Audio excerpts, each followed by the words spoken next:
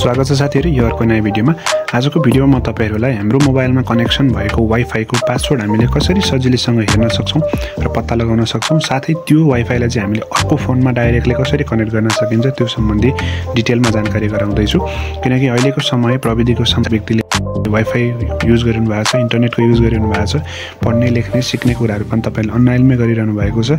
So यो भिडियोबाट चाहिँ तपाईहरुले आफ्नो फोनमा कनेक्ट भएको वाइफाई पासवर्ड कसरी हेर्ने अथवा चाहिँ अर्काको फोनबाट हामीले वाइफाई कसरी सिधै हाम्रो आफ्नो फोनमा चाहिँ कनेक्ट गर्न सकिन्छ त्यो सम्बन्धी कम्प्लिटमा जानकारी गराउँदै छु।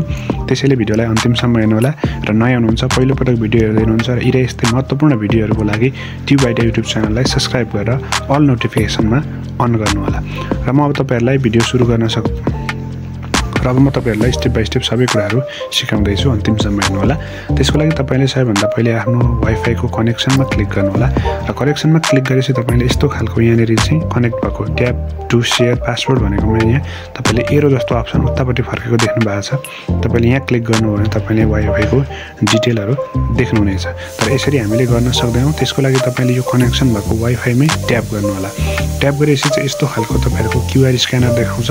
तब तपाईले यसलाई चाहिँ अर्को फोनबाट डाइरेक्ट चाहिँ स्क्यान गर्नु हो भने कनेक्ट हुन्छ र तपाईले अब यसको पासवर्ड हेर्न चाहनुहुन्छ भने यसलाई तपाईले स्क्रिनशट लिनु होला है। मैले जस्ट यहाँ स्क्रिनशट लिइसकेको छु र स्क्रिनशट लिइसकेपछि तपाई ब्याक जानु होला र ब्याक गइसकेपछि अब कतिपय साथीहरुको मोबाइलमा चाहिँ आफ्नै क्यूआर स्क्यानर हुन्छ। जस्तै यहाँ तपाईले स्क्रिनमा देखिरहनु भएको छ मेरो क्यूआर स्क्यानर यही छ है।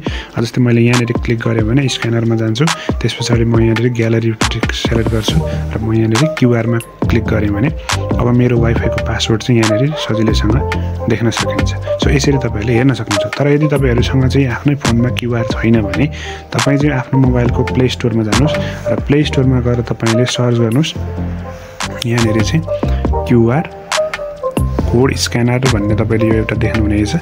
ठीक छ, यो गरे पनि भो अथवा यो वाला जुन गरे नि हुन्छ, तपाईले आफ्नो चोइसले। अब क्यूआर कोड स्क्यानरमा क्लिक गरे मैले, त्यसपछि तपाईले यसलाई चाहिँ के गर्नुपर्छ इन्स्टल गर्नुपर्ने हुन्छ र इन्स्टल गरेर ओपन गरिसकेपछि सेम अघिकै प्रक्रियाबाट तपाईले चाहिँ त्यहाँ स्क्यान गरेर हेर्न सक्नुहुनेछ।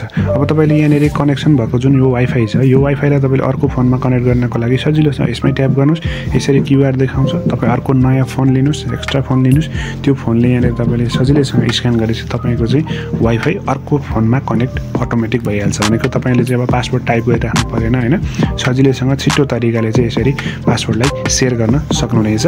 र तपाईले अब अरु कुराहरु पनि छन् प्रक्रियाहरु, जस्तै तपाईले जुन एप्लिकेसन जुन चाहिँ नेट चलाउनु भएको छ त्यही नेटको एप डाउनलोड गरेर पनि तपाईले त्यहाँबाट पासवर्डहरु हेर्न चेन्ज गर्न त सकिहाल्नुहुन्छ, त्यसमा समस्या भएन। तर कनेक्सन भएको वाइफाई पासवर्ड चाहिँ हामीले कसरी हेर्न सकिन्छ र शेयर गर्न सकिन्छ भन्ने कुरा मैले तपाईलाई यसमा गाइड गरे। आशा छ तपाईहरुले बुझ्नुभयो होला र यति हेरिसकेपछि तपाईहरुले सजिलैसँग अब कुनै पनि वाइफाई कनेक्सनको पासवर्ड चाहिँ तपाईले हेर्न सक्नुहुनेछ र कनेक्ट गर्न सक्नुहुनेछ भन्ने मैले अपेक्षा गरेको छु। भिडियो मन पर्यो भने भिडियोलाई लाइक तथा शेयर गर्नु होला र यस्तै महत्त्वपूर्ण भिडियो हेर्नको लागि अहिलेसम्म च्यानललाई सब्स्क्राइब गर्नु भएको छैन भने च्यानललाई सब्स्क्राइब गरेर सपोर्ट देखाइदिनु होला। तपाईले मेरो च्यानल अन्तर्गत विभिन्न टेक्निकल कुराहरु सहितका भिडियोहरु पाउनुहुनेछ। Thank you.